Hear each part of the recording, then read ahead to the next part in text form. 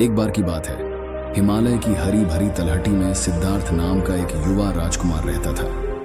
वह विलासिता और विशेषाधिकार में पैदा हुआ था, दुनिया की कठोर वास्तविकताओं से दूर था। हालांकि जैसे जैसे वह बड़ा होता गया, सिद्धार्थ को अपने आसपास के दुखों का एहसास होने लगा। जवाब खोजने के लिए दृढ़ संकल्पित उसने आत्मखोज की यात्रा शुरू की, जो अंततः उसे ज्ञान और बौद्ध धर्म की स्थापना की ओर ले गई। गौतम बुद्ध की कहानी केवल आध्यात्मिक जागृति की नहीं है, यह सभी जीवित प्राणियों और प्राकृतिक दुनिया के परस्पर संबंध में गहराई से निहित एक कहानी भी है। इस कहानी के केंद्र में जल और मिट्टी के तत्व हैं, जो सिद्धार्थ की ज्ञान की यात्रा में महत्वपूर्ण भूमिका निभाते हैं। एक युवा राजकुमार के रूप में सिद्धार्थ ने अपने महल की दीवारों के भीतर विलासिता का जीवन जिया, बाहरी दुनिया की वास्तविकताओं से दूर। हालांकि महल के दरवाजों से परे की दुनिया के बारे में उनकी जिज्ञासा हर गुजरते दिन के साथ बढ़ती गई। एक दिन सिद्धार्थ महल के बाहर निकले और जीवन की कठोर वास्तविकताओं, बीमारी, बुढ़ापा और मृत्यु का सामना किया। इन मुठभेड़ों ने उन्हें बहुत परेशान किया और उनके दिल में असंतोष के बीज बो दिए। अपने मन में उठने वाले सवालों के जवाब खोजने के लिए दृढ़ संकल्पित सिद्धार्थ ने अपने विशेषाधिकार प्राप्त जीवन को त्याग दिया और एक भटकते हुए तपस्वी के रूप में दुनिया में निकल पड़े। वर्षों तक उन्होंने विभिन्न शिक्षकों से ज्ञान प्राप्त करने और आत्मज्ञान की तलाश में कठोर तप साधना करने के लिए जगह जगह यात्रा की। फिर भी अपने प्रयासों के बावजूद सिद्धार्थ अधूरे रहे। उनका मन संदेह और अनिश्चितताओं से घिरा रहा। यह निराशा के अपने अंतिम क्षणों के दौरान था। जब वे बोधि वृक्ष के नीचे बैठे थे, तब सिद्धार्थ को एक गहन एहसास हुआ। जैसे ही उन्होंने पास के तालाब की शांत सतह पर नजर डाली, उन्होंने पानी में अपना प्रतिबिंब झिलमिलाते हुए देखा। स्पष्टता के उस क्षण में सिद्धार्थ ने सभी जीवन की परस्पर संबद्धता को समझा।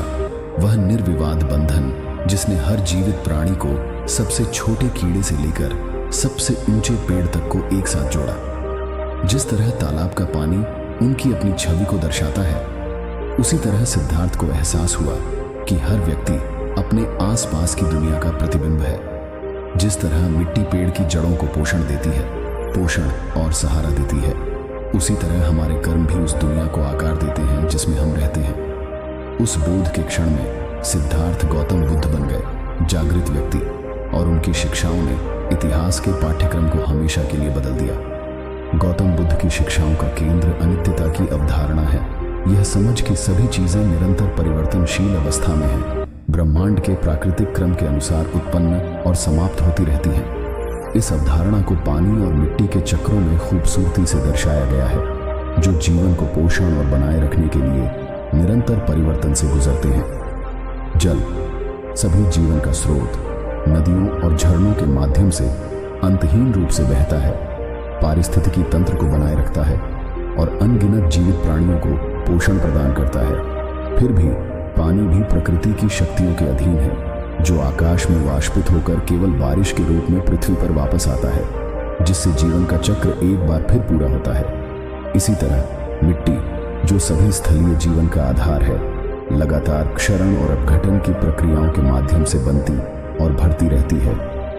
जिस तरह मिट्टी पौधों और पेड़ों के विकास को सहारा देने के लिए पोषक तत्व प्रदान करती है, उसी तरह हमारे कार्य भी सकारात्मक और नकारात्मक दोनों उस दुनिया को आकार देते हैं जिसमें हम रहते हैं। गौतम बुद्ध की शिक्षाओं में पानी और मिट्टी की परस्पर निर्भरता सभी जीवन की परस्पर संबद्धता के लिए एक शक्तिशाली रूपक के रूप में कार्य करती है। जिस तरह मिट्टी का स्वास्थ्य उसमें बहने वाले पानी की गुणवत्ता को प्रभावित करता है, उसी तरह हमारे कार्य भी उस दुनिया को प्रभावित करते हैं जिसमें हम रहते हैं। गौतम बुद्ध की कहानी और पानी और मिट्टी के बीच के पवित्र बंधन पर विचार करते हुए आइए हम उनकी शिक्षाओं के मूल में निहित गहन ज्ञान को याद करें।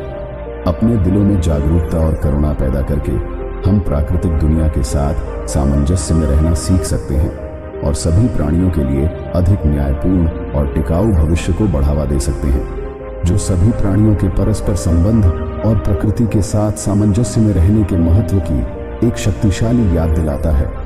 जब गौतम बुद्ध ग्रामीण इलाकों में घूमते थे तो उन्होंने प्राकृतिक दुनिया पर मानव लालच और अज्ञानता के विनाशकारी प्रभावों को प्रत्यक्ष रूप से देखा।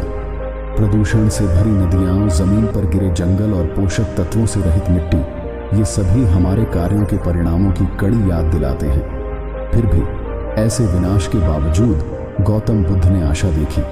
उन्होंने समझा कि जिस तरह मिट्टी में समय के साथ खुद को पुनर्जीवित करने और फिर से भरने की क्षमता होती है, उसी तरह हमारे पास भी अपने दिलों में करुणा और ज्ञान पैदा करने की शक्ति है। सही कार्य, सही भाषण और सही आजीविका के सिद्धांतों को अपनाकर हम पृथ्वी पर लगे घावों को ठीक करना शुरू कर सकते हैं और आने वाली पीढ़ियों के लिए अधिक टिकाऊ भविष्य बना सकते हैं। गौतम बुद्ध की शिक्षाओं में पानी और मिट्टी केवल भौतिक तत्व नहीं है, वे जीवन के परस्पर जुड़े हुए जाल के प्रतीक हैं जो हम सभी को एक साथ बांधते हैं। जिस तरह पानी की एक बूंद बाहर की ओर लहरती है और अपने संपर्क में आने वाली हर चीज को छूती है, उसी तरह हमारे विचार, शब्द और कार्य भी पूरी दुनिया में गूंजते हैं और उस वास्तविकता को आकार देते हैं जिसमें हम रहते हैं। जब हम गौतम बुद्ध की कहानी और पानी और मिट्टी के बीच के पवित्र बंधन पर विचार करते हैं तो हमें याद रखना चाहिए कि हम प्राकृतिक दुनिया से अलग नहीं हैं, हम इसका एक हिस्सा हैं। जिस तरह मिट्टी ज्ञान के बीजों को जड़ जमाने के लिए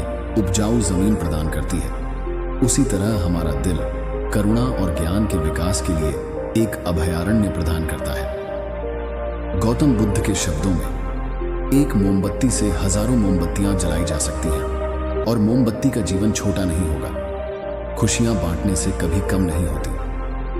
आइए हम सभी उस एक मोमबत्ती की तरह बनने का प्रयास करें जो अपने भीतर के ज्ञान और करुणा के प्रकाश से अंधेरे को रोशन करती है, और हम उस पवित्र बंधन को कभी न भूलें जो हम सभी को जोड़ता है। दोस्तों, हमें उम्मीद है कि आपको हमारी वीडियो बहुत पसंद आई होगी। अगर वीडियो पसंद आई हो तो वीडियो को लाइक और एक मित्र के साथ शेयर जरूर करें और हमारे चैनल से जुड़ने के लिए चैनल को सब्सक्राइब कर लीजिए। धन्यवाद। नमो बुद्धाय।